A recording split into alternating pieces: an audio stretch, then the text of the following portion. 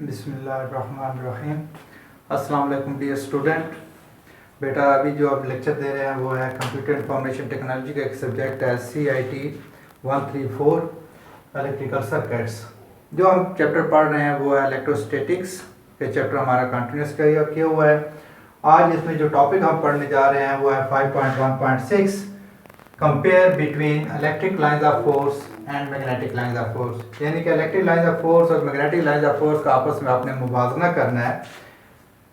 तो इसमें आपने बेटा दो खाने बना लेने हैं, दो कॉलम बनाए। एक कॉलम में आप लिखेंगे इलेक्ट्रिक लाइंस ऑफ फोर्स, दूसरे में लिखेंगे magnetic lines of force.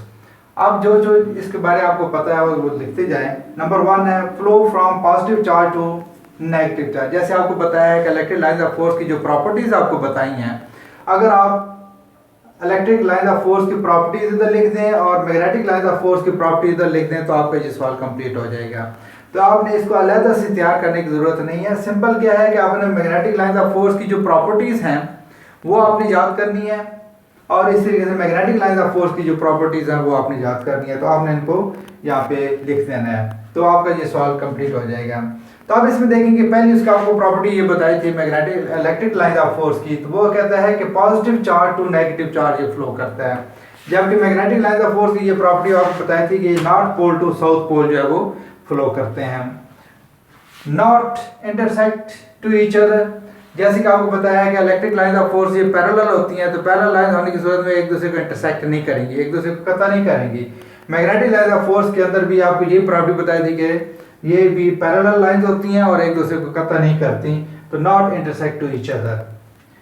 Number 3 आता है electric lines of force not present in the conductor. Conductor के अंदर सिर्फ चार्ज मौजूद होता है, वहां पे लाइंस ऑफ फोर्स नहीं होती।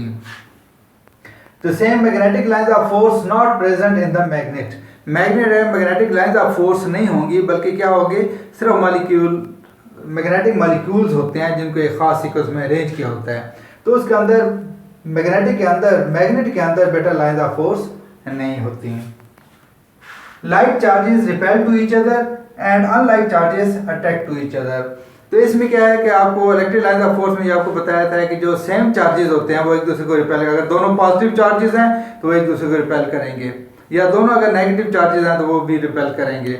लेकिन अगर एक पॉजिटिव चार्ज है और एक नेगेटिव चार्ज है तो दोनों आपस में एक दूसरे को अट्रैक्ट कर लेते हैं। तो सेम इस तरीके से पोल के बारे में ये मैग्नेटिक लाइंस ऑफ फोर्स में भी ये है कि like poles repel to each other and unlike pole attract to each other. तो अगर दोनों नॉर्थ पोल हैं तो ये एक दूसरे को रिपेल कर देंगे, या दोनों साउथ पोल्स हैं तो एक दूसरे को बेटा रिपेल करेंगे। लेकिन अगर एक नॉर्थ पोल है और एक साउथ पोल है, ये दोनों आपस में अट्रैक्ट कर लेंगे। The total number of electric lines of force is called electric flux. तो कहता है कि किसी भी नॉर्थ यानी कि आपको positive charge to negative charge जो लाइंस फ्लो कर रही हैं, और टोटल लाइंस ऑफ फोर्स जो होंगी उन तमाम का मजमूआ जो होगा वो इलेक्ट्रिक फ्लक्स कहलाता है। इस तरीके से total number of lines of force, total number of magnetic lines of force is called magnetic field. तो इसमें क्या हो, total number of lines of electric lines of force, और यहाँ पे क्या आ जाएगी मैग्नेटिक लाइंस ऑफ फोर्स, बाकी सेम। नंबर 6 आता है the electric force exist around a charge body is called electric field.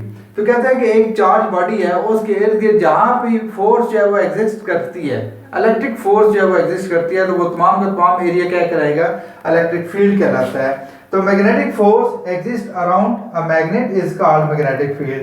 तो अगर एक मैग्नेट के इर्द गिर्द जहां भी मैग्नेटिक फोर्स जो है वो एग्जिस्ट करती है तो उस तमाम एरिया को हम क्या बोलते हैं बेटा, मैग्नेटिक फील्ड बोलते हैं। नेक्स्ट टॉपिक है बेटा article number 5.1.7 dielectric and dielectric strength, dielectric constant.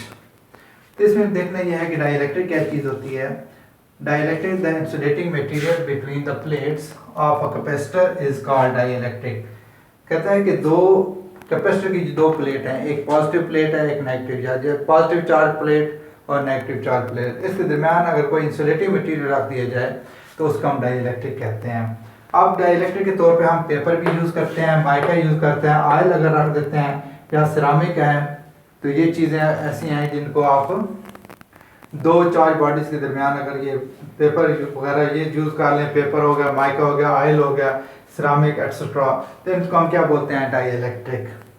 The different value of capacitance can obtain by using different dielectric. अगर हम मुख्तलिफ किस्म के डाई इलेक्ट्रिक इस्तेमाल करके हम मुख्तलिफ वैल्यू या कैपेसिटेंस की मुख्तलिफ वैल्यू जो हासिल कर सकते हैं। Each dielectric has a property that concentrate the electric lines of force produced by opposite charge plates. कहता है कि हर डाई इलेक्ट्रिक के अंदर ये खसूसियत होती है कि वो मुख्तलिफ प्लेट से, मुख्तलिफ चार्ज प्लेट से हासिल होने वाले जो इलेक्ट्रिक लाइंस ऑफ फोर्स हैं उनको वो यकजा कर दे। कंसंट्रेट होता है एक जगह पे रखना या यकजा कर देना। तो हर कहता है कि हर डाई इलेक्ट्रिक की ये खसूसियत होती है कि वो डिफरेंट चार्जेस से हासिल होने वाले जो इलेक्ट्रिक लाइंस ऑफ फोर्स होती हैं उनको वो यकजा कर सकते हैं। नेक्स्ट आता है dielectric strength. Dielectric strength क्या है? Dielectric strength of an insulator और dielectric medium is given by the maximum potential difference which a unit thickness of the medium can withstand without breaking down। कहते हैं कि dielectric strength क्या होगी कि दो डिफरेंट चार्ज प्लेट्स के दरमियान जो ज़्यादा से ज़्यादा पोटेंशियल डिफरेंस पैदा करता है और इसकी एक यूनिट की जो थिकनेस होती है वो उस मीडियम की थिकनेस से जो पोटेंशियल डिफरेंस जो है वो स्टैंड करता है बगैर ब्रेकिंग डाउन। ब्रेकिंग डाउन पहले आपको बता देता हूँ कि ब्रेकिंग डाउन वोल्टेज कौन से होते हैं। क्या वही वोल्टेज की वो मिकदार होती है कि जो इस डाई इलेक्ट्रिक को ब्रेक कर देती है, पंचर कर देती है और ये लाइंस ऑफ फोर्स जो है वो पॉजिटिव प्लेट से नेगेटिव प्लेट की तरफ मूव कर जाती हैं। जब तक ये ब्रेक नहीं करता तो इस डाई इलेक्ट्रिक जो है वो जब तक ब्रेक नहीं करता तो वहाँ पे हमारे पास इलेक्ट्रिक फील्ड स्ट्रेंथ जो है वो कायम रहती है। तो उसके अंदर ज़्यादा से ज़्यादा पोटेंशियल डिफरेंस जो है वो स्टैंड रहता है। डाइलेक्ट्रिक कांस्टेंट क्या है? The measure of a material ability to establish an electric field is called dielectric constant. कहते हैं कि ये किसी मटेरियल की वो खसूसियत, जो सलाहियत होती है जो कि इलेक्ट्रिक फील्ड को एस्टेब्लिश करता है, वहाँ पे कायम कर देता है, उसको हम इलेक्ट्रिक कांस्टेंट बोलते हैं या रिलेटिव परमिटिविटी कहते हैं। इसी को हम रिलेटिव परमिटिविटी कहते हैं। It is noted by epsilon R. इसको एप्सिलॉन आर से जाहिर किया जाता है। And in air its value is exact value बेटा इसकी 1.006 होती है, लेकिन अप्रॉक्सीमेटली हम इसको 1 कंसिडर करते हैं। तो ये आर्टिकल बेटा आपने अच्छी तरह याद करने हैं और इसको ज़हन करें, अपनी अफेयर कॉपी के ऊपर लिखें और इसको चैनल को भी सब्सक्राइब कीजिएगा, लाइक किया करें, अपने कमेंट्स जो है लाजमी दिया करें। जो चीज़ समझ ना आए वो जो व्हाट्सअप कर सकते हैं। थैंक यू, अल्लाह हाफिज़।